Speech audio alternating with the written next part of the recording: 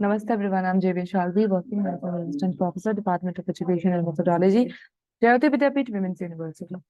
So today in this video, I'll be talking about pedagogy of history, in which I'll be dealing with teaching methods of history.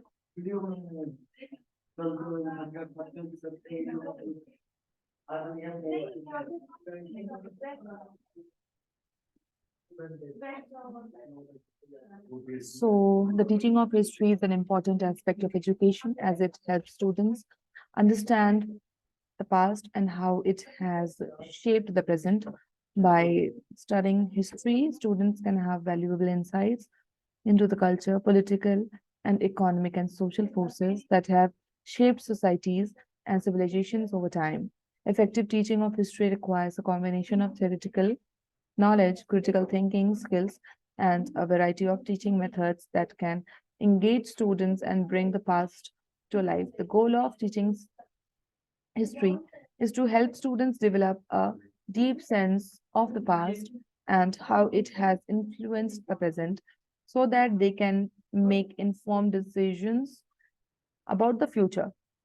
Parameters for selecting teaching methods in history. So there are several parameters that will help a teacher in order to select. So we have to keep several things in mind while determining the teaching methods while teaching history. Like we have to look into the previous knowledge of students, then we have to look into the age of students and the level of students, I mean the class that is being taught by the teacher. So there are several factors that can influence the selection of teaching methods for history. First one is the learning objectives. In order to fulfill learning objective, you have to decide your method. Then student characteristics. The teacher must consider the age, background, interest, like I already said, and learning styles of the students. For example, visual and hands-on learning methods may be more effective for younger students, while older students may benefit more from in-depth discussions and debates. Course content, the teacher must consider the type of history being taught and the level of detail required. Some teaching methods are better suited to broad overviews, while others are better for examining specific events or topics in details. Class size and resources. The teacher must consider the class size of students and the resources available, such as technology and materials. Some methods may not be feasible with large class size or limited resources. Time constraints. The teacher must consider the amount of time available for the course and the time needed for each teaching method. This will help ensure that all topics can be covered within the available time, because if you are teaching higher classes and semester pattern is there, so we have to complete our syllabus on time. So lecture method helps to rescue the teachers because it helps in covering major portion of the syllabus in time. Then personal preference. Finally, the teacher must consider their own personal preferences and teaching styles. This can influence their selection of methods as they feel more comfortable with certain techniques. The selection of teaching methods of history should be based on a combination of these factors, taking into account and needs and abilities of the students, the content of the course, and the available resources and time. Now, importance of teaching methods. So why, in order to teach history, we depend on certain teaching methods.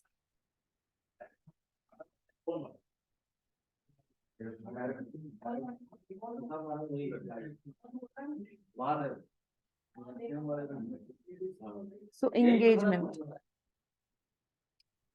Effective teaching methods can help students become more engaged and interested in the subject and making learning more meaningful and enjoyable.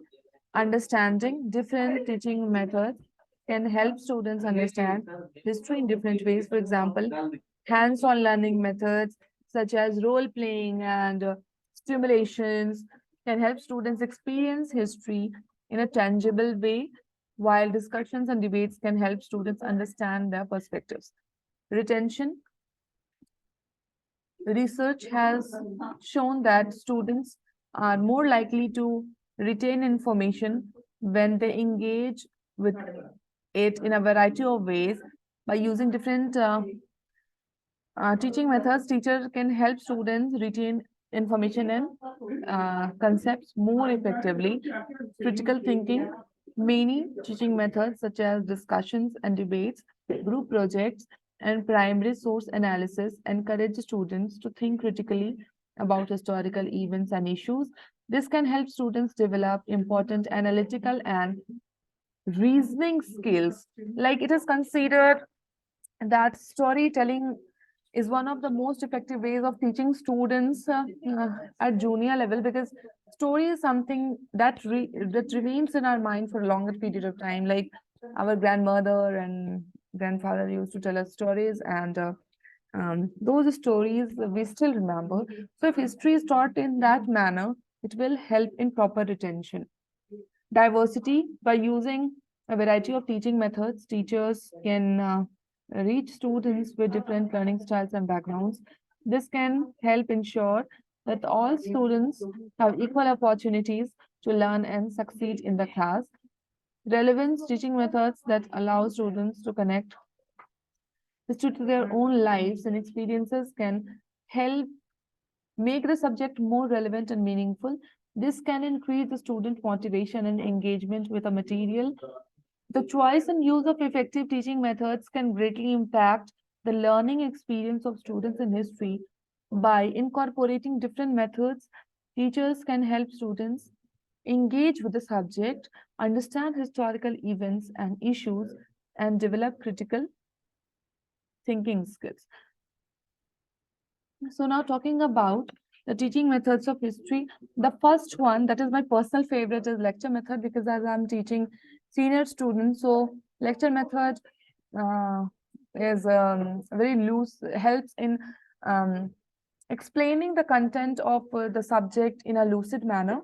And the lecture method of teaching history involves the teacher delivering a verbal presentation to the students and on a particular historical topic.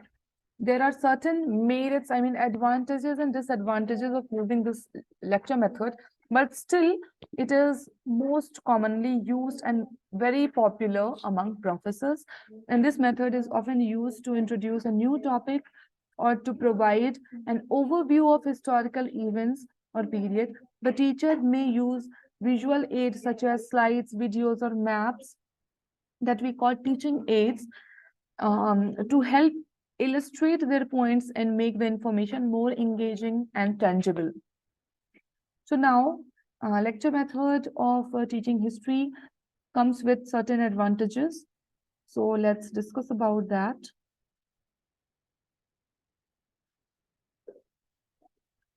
So it is quite apparent. The points are apparent because when we use lecture method, so clarity. So lectures provide clear, organized information that can help students understand the material better. Like I have already discussed about uh, the procedure of selection of a particular method. So we have to be very, very mindful while selecting a teaching method of teaching history. And in order to select a particular teaching method, we have to keep class size, age, previous knowledge, and several other constraints in our mind. Efficient. Lectures are quick and effective way to convey a large amount of information to the student, especially it comes to rescue a professor when they are short of time and exams are on head. So teacher can provide major chunk of content in the class by using lecture method. So familiarity. Lectures are a familiar teaching methods that many students have experience with, which can make them feel more comfortable and at ease. So, however, the lecture method can also have some disadvantages, such as lack of students' engagement. So, at times, lectures get boring and students are not into what you are saying. So, students may become passive listeners during a lecture and not fully engage with the material. Limited interaction.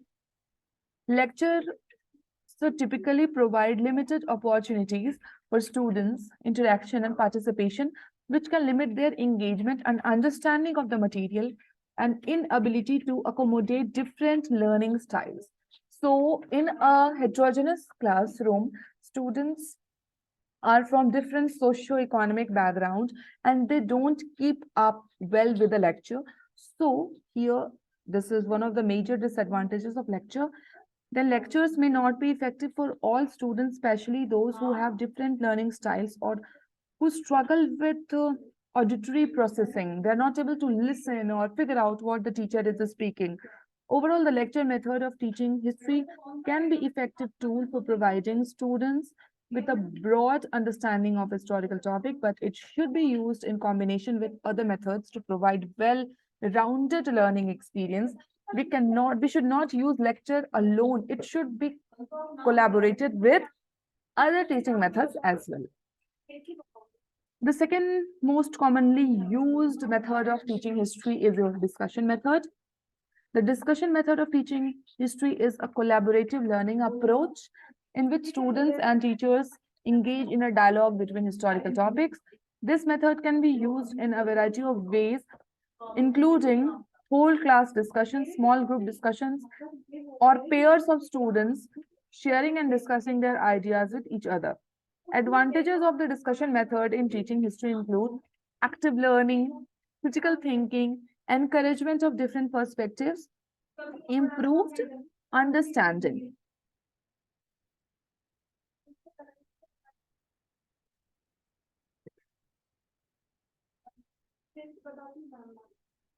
However, the discussion method also has some challenges, such as preparation, as in order for discussion to be effective, students must be adequately prepared with the relevant historical information and context.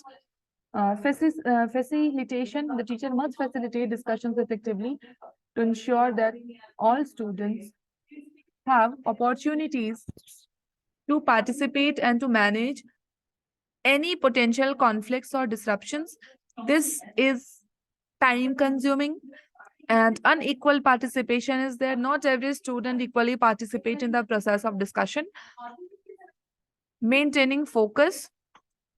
Discussions can sometimes wander off topic, which can be frustrating for both the teacher and students. The teacher must work to keep the discussion focused on and on track. Encouraging thoughtful reflection and assessing students' understanding.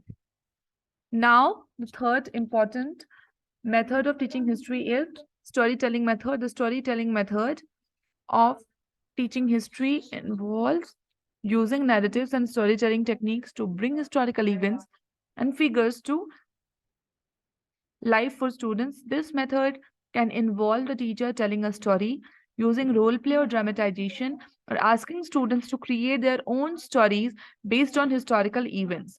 Advantages of storytelling method in history includes engagement, understanding,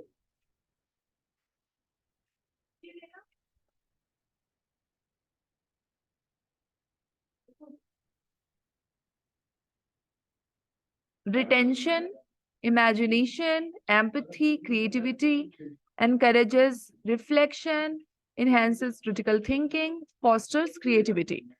So there are certain challenges of storytelling methods. There are time constraints, historical accuracy gets missed, and relevance, then assessment.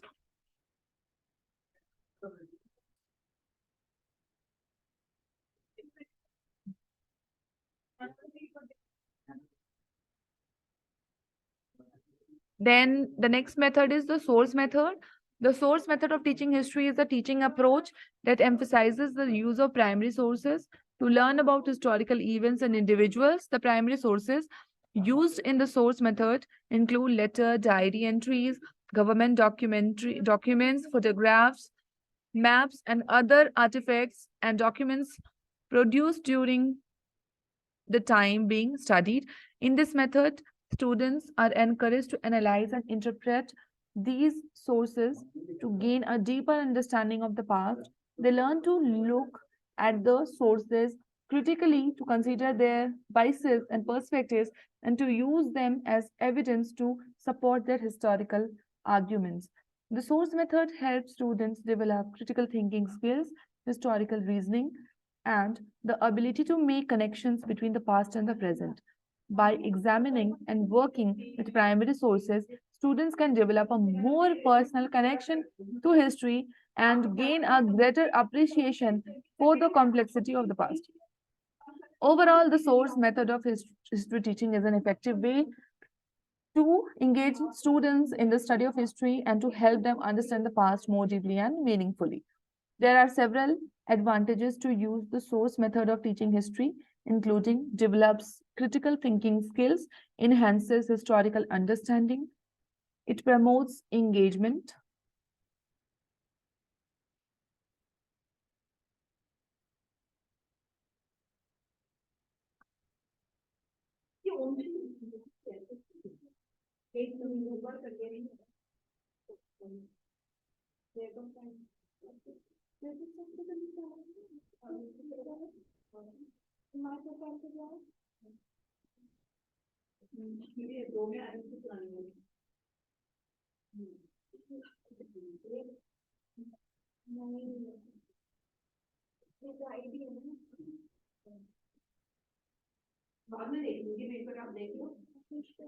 It encourages independent learning, supports historical literacy, builds research skills. So there are certain challenges associated with it: difficulty in interpretation, bias in sources, limited accessibility, time consuming, inadequate resources, assessment difficulties.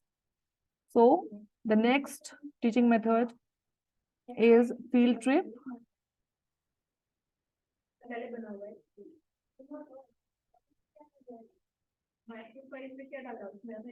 Field trips as a teaching method of history can be highly effective in engaging students and helping them to gain a deeper understanding of historical events, people, and places. Field trips provide students with hands-on experimental learning opportunities that bring history to life and can help to develop their critical thinking skills and historical perspective.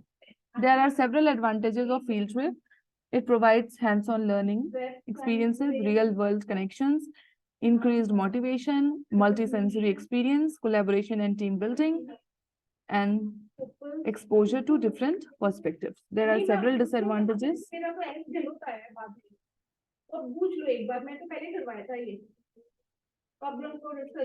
Like this is not cost effective.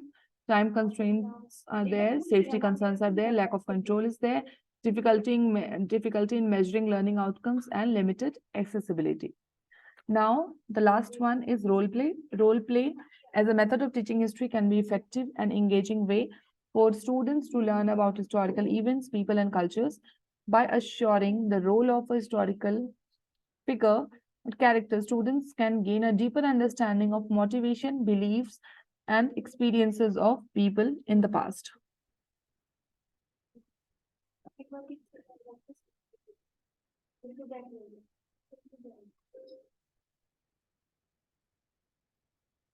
So there are several advantages to using role play as a method of teaching history: engagement, improved understanding, critical thinking, development of communication skills, collaboration, and it has limitations like time constraints. Students' participation is not there, and historical accuracy is missing at times. Thank you. That's all for today.